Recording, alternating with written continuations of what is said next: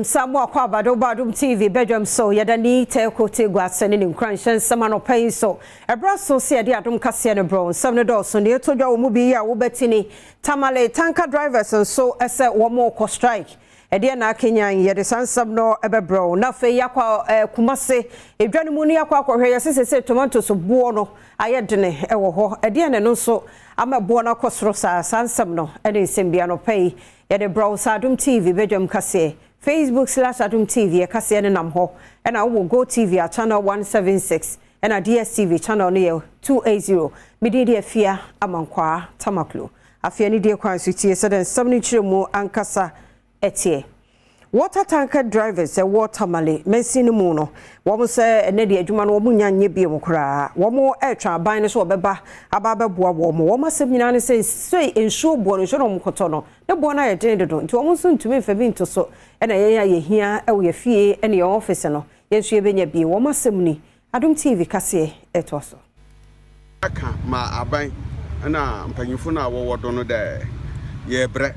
was wetum nsuo ni sika na bia wotum ye no ye ho adekura ebado na omutum ne dam because ye reto ye to abaye 80 ye nim de ebekọ akoton ma ho na woton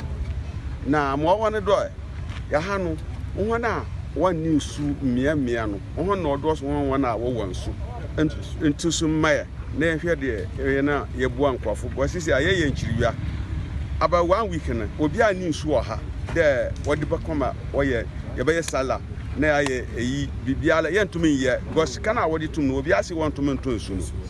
nti yesra aban ye de boapae na ye yesra aban de sa aban wonima wonka wonim su a yerka na omo adi amano na ohwe du maye na aman nko juju maye because ye bre Emani boni etwa so ene ahyenkafuo yi a wonboafuo yi ne etwetwe nkomo ama wonom ede adesrede etwa abanyenim. Show us the reason why he increased the price. Yenya bro, abai, Nanado, you say you are citizens, we are citizens. So that kind of bills that you are giving us, we can't entertain that bill. The amount you are giving, no the region, nobody can buy water 10 million. Even the 2.5 people cannot afford money. So what are you telling us?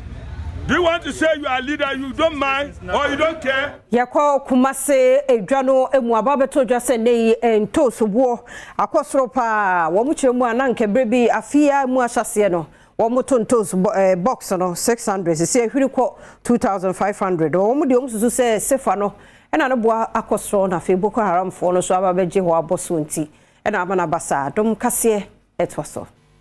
5 cedi obi to awutimi chema na 50 ucha mumu obi enyeyi yetu enya hwe eno achi akua mansa ya ono yedwade ne ba akokofa niema edi fi amafoforo so de ma oman mu enso kire mpredodo a pobonifo bi to hye omo so enam sokora ema akuafo nsia ewu amonomu ho a ya won sika kese so de ehwere wo ja mikodu ye mikokro bi sefre woten krogo mikodu ye machamadaka ye tene ma menka bi nchemu betise wo mu bo obi edwane efede ohwa nkrofo bi nie santam to de obi akon buwe ye beto me yesi minsi mesi eja me sha atale yesi si mesi me sha atale yesi si mesi beto tomato na mbeto me ka ohwe me sa wose jai na mesi papa mate ya me jatna ka anu me wa me patron me driver me ne ko ye hwe driver ni aye hu no afi mako chilipa be go be de be hu ane se yentuka ne nko me ne ma togu onyina ma tua bi ka ma jane ma ni nyina wo ho bi ye patron so ye mo bre driver wona de ka ne baaye ye ja patron ni pansie guo ma nimu a pempe ya kuni passes ni nyina ya sa pam ye me ne ma min to se ma tua ka me jan to ni fa ma jane nyina wo ho ma jan to ni nyina wo na me tu ka sa baaye Betibokina de said you Odikro ni na de share ya wo Nkanchina number 1 eye ekokuma bia wo pan diamonds ni mu wo northern region wo mo de wade srepa na eto mpanifo anim se wo mo share school dan bia 6 unit classroom bi panifo mra meye ma wontam se be ya school fo e benya so mfaso asem ehia ye na ye de ene kasia tiemu na be abesi sadan amaye na nkwala no eda so ti patamu ka ba ye dane hwe ka na nkwala so timi free pie abontini e wo ka ne kwan so dangerous maye na school fafefe yasi denti na yasi ekọ nhie num ni school yi masi enya ndai na montimi mbue maye na school children no enya adwuma school so necessary nkoda na yewo from P4 to 5 no omu nyina pue ko bebi ti se kwanda sei na school ni gina ho kasamafo ema emebu na wonom ewo Nkanchina number 1 ene temamufo enso de to yamani boni enemu se ensem o dikuro ene ne mpanyimfo ede atudwa no onomfo aso pa school na oma besi wa ha almost 5 to 6 years no excuse me to use garage na school nkwala etina mko school no enye efe omo nya comfortability se omo nsu ade enti esra ban ene assemblements and authority say omo mebie school apono no emma nkwala no omo nya akonya nsu ade bebi omo tena no sensu oto a omo ntimenti nsu ade abrekura mo abesi school den fefe asi ho school no asia ya ehwe nwomasuo so se the public basic schools no eye enrade wo nyina sa bie school ya wo mo aba na akasamafo wo Ministry of Education ora kwasi kwaten ene chechire mo de to enu abai makojo mensa brampa KMA anymore academic calendar Ghana Education Service in Penimfo yene enuanom unions of what trans ene nyina ya agree titiri achachefo wono nyina ka ho bi na wono ebubu ho na ade ba ko ezo hunu se uze calendar nyina no ehye ne yese ebitimi kakra ka ebemia ye ho na yetimi revert back to the old system because we say from COVID time na nya disruption within the calendar but yeah for so as ebeye and we had 10th January 2023 and sabrinya no wono abie school kusi 24th March ana mofra no school 25th March wono mo ema kwan kusi 2nd April yanra nti enne edey ena wono mo abie school nti officially wono mo abie school schools bebre mofra ne bebre record a wono ewo ho Ori essence de to yamani boni enimu say adesuafo a wonom ewo entuaso school mu a wonom ejina form 1 no nanko wo hwe enimu kwan se oforisu obosome de to so dumiensa enanko wo bema kwan nenso wonom atwea ba enu a ne senti no oforisu obosome de to so nsia afimpinu ene adunu miensa ya woda yi a wonom ebe fi moko school 20th of February na expected se wonom bema kwan the 13th of April bado here 13th na nyamepa Friday ye di anima which is 7th statutory holiday because of Easter. Adiachi a weekend, Adiachi Sunday view, a Monday 10th, as we Easter.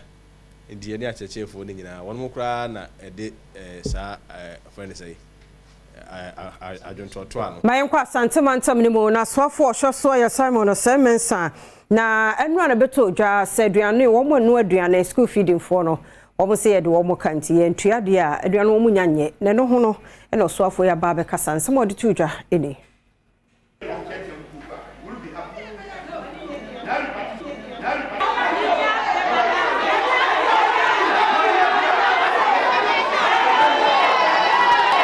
Emeyi koswa eyedede kosise Gloria Temagambra eba hono mu a wobeje enkrata ode beto asoye no enim Messi ofosumensa ene yepanyimpa woda emeyi ano oni Adom kase atwetwe enkomo element say we dey school esika ko 2 cities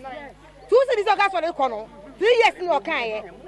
ebesi na 3 years no yama 97% sabe pemene the last time we kan no be kan anybody ada ya na say obeka nkofo hu say ye tuesika e 19 no ye say tue school feeding ka na my we so brobo no da ye ka kuyen ye wo sikari so maye anopa no ena caterers a womo enu school feeding aduane efrimensini awodo mu e wasantemantem ebehia ye e regional school feeding coordinator aso ye e de beto wonim se sa ban e de womo katwitwiridi a wontu aye de enya de aduane no wobenu abiem otwemu se wonsika akaka mu nyina no ban entu ama womo ansana ahye wadwuma ase ya no ya si ya no 3 months ya na ya tua ya iska na ya sanu aba besoso na ya no school feeding afi ensu ya tua ya ka yani wo mu ni asem bi asa ye sika na wo mu fa ya no wo mu amekire iska na sia ya betinto si okokwa agufo ma kire wo mu esan se meyi echere se aban entua won sika na ma wo mu a enya de obenu aduane nti basic schools awodo wa Asante mantemu school feeding program yi wa munya mu chefa anhwe yi a na wanya aduane enni Nipa baako epra na ni nyina ne se wo mu hunu nipa bi osusu se wo ye langatefo ya wo mdodo no be 20 na land secretariat office wo mo abo awura mu ho no madwumayefo ye wo ho wo mo abrobro binum ne ade wi akire so office wo mo atwaja e de atum e wa ashalaja adom kase etwaso ena yehu so wo mo de ka bebre bae wo mo be sei nema e wa ha no ni nyina omo ba mo boboboye camera no mo siseye nti omo koye the second one so mo san buy omo say bibia so biom omo san say be third one omo buy no na omo so your friend say eja nti I am say ya ka kira omo say ye na aya yes because yes say documents omo documents no yes say me say be frampo e de kosom omo the second die chi wo e fire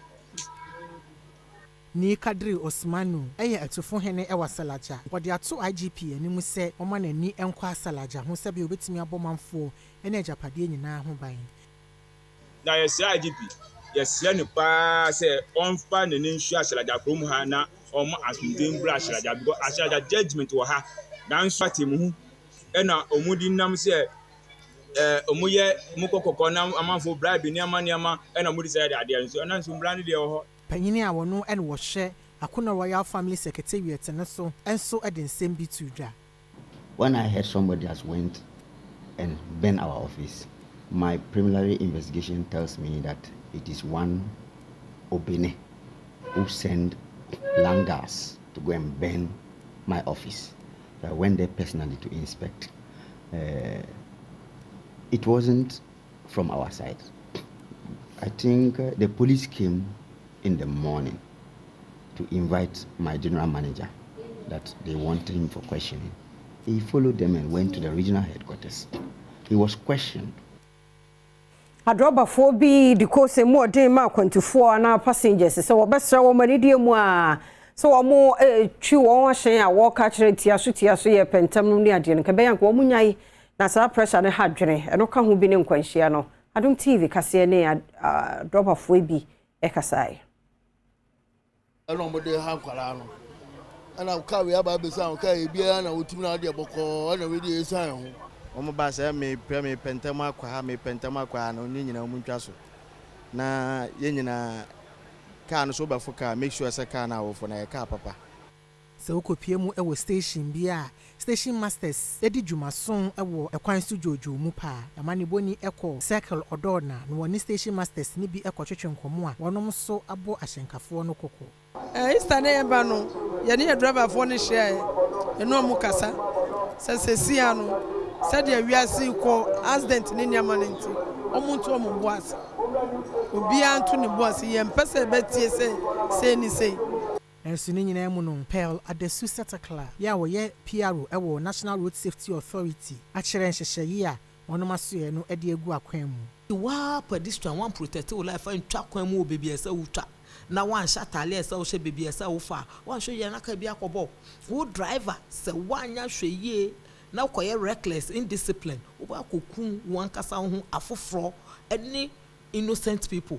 wasan so ede kokobo emane ahyenkafo a wotwi trucks tenten ya na wo park si kwan enchen ye nam so ema kwanhia esie sa cars ankese no musese sisi ye kwan so especially Kumasi kwan so Burkina Faso Togo cars ne Niger Mali no omo contribute to crashes pa nti aye adu say ye ne service provider bekasa na ye ni police nti ye si kwan no so from China eko ene kroma start but from China ko mu ebe yeden na wo car say ya police be fresh towing vehicle ye yia na ya say charge Nkawkaw-Bepose taxi drivers nso abontrene se wo Easter de emu no wo mbehwe na agenti abo lorry fare wo matum wonyina so wo de Adom kase edin komoyi. Muslims, I think prayer doctrine is important not to skip the dawn meal, as they are not to take anything, whether drink or fruit, during the day. So it's advisable to be taking primarily water, not fizzy drinks, carbonated or sugary drinks. They are not healthy for our Bepose taxi drivers, me and Sanko Bium na Yonkoti won some more day to Jano.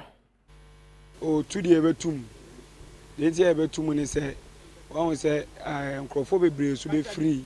Accra, no money, Kufodia, no Sanaba. Say, Basabama traffic, I then Abba. It is said, and Nekromudawa, Timiko, at the ban. A Drew Satam, I ain't him course armor. Oh, what I said, I assemble Amma, Yabwa, say, they passengers ne awon beba na be hwe omuye se de be asem to bia ba nwumre de mo se traffic na ade ne ntinu ene so betena ka mu de a ebetim de kakra ka ho ama ade no bedu babi nipa ne be buso nipa ne buso on na de on prices beba but me pa cho se driver me pa chew o de be ma 2020 na be ma 30 fire foro wo enu mo mu yesin se na wa do pe wo hu wo do pe no ebetum me se me de Nkawkaw ka won ti sa bra fi na kosi ne Jordan no ene na otwe no asa me de pesa sika no oh ne tutu mu nde ya na nya yen pe se bia obefiri Nkawkaw ba be duru suru 3 hours now da su edile mu tebu okọ mu aba o mu so e betu ya sei ebu ha nya yen hye ena obu ho se fa me kọ bo me obagima he ndi no me ka jo se meje 100 series a me fesa nya hye obizam se meje wa he Lottery Authority mpanifo de to Ghana fo nyina nim se ya hweye mo antwa lotto no ne ade no bi bas wo ma number no watwa no adia enu safo ne nyadwuma National Lottery so mo ni bibi etesa Adom TV etwaso so ye wo mo a wo mo fa esuma se kwanso ye dream ne proye kwanso edema NLA yetimi hwere ye sika ye de ye adwuma ene ye ne eye security agencies ne ekabo ye ba be intensify the swoops and the conduct and then yama omo yewo esuma se ma oman no actually sika last year ye kakra nya ye bi bo aban the youth start program over 10 million cedis a few years so the another 10 million cedis so ekwa akoka ho eno achi na wo kire sa bra wo ba enele ho na eka egu honom nanso enei nyame ayadom ema Ghana million no emakomako edundumu a na ewo honom no wana ateso beye oha nchemu aduasi a wo hye bose wo beye adwuma sono na wode aboa na fenso so wone ko Ghana anasa man ahodo a atwa Ghana ho ahia no na wonso so sadia wode ye platform no edijuma no nso so obetimi anya sika ede ama oman Ghana ye ba ye beto sebe sana say juma wetie no every day be there wins every day there will be debt na ye ba ye beto e ka na mse na no hye kakra kwachire mene me mpanifo yetimi akabo mu a yetua bia kama ne aka no so yegusu so se ye beboa na eno so yetimi eyi dodo na ana ni nyina so afi ho ye beto unpaid wins over mo no mo winia na ye from sika mo na ye be 15 million cedis okay kambo mu a ene yetimi atua more than half of it I did this and away and so send my way to not make us a woodjai etua a canina because every day there are wins and every day you have to keep paying.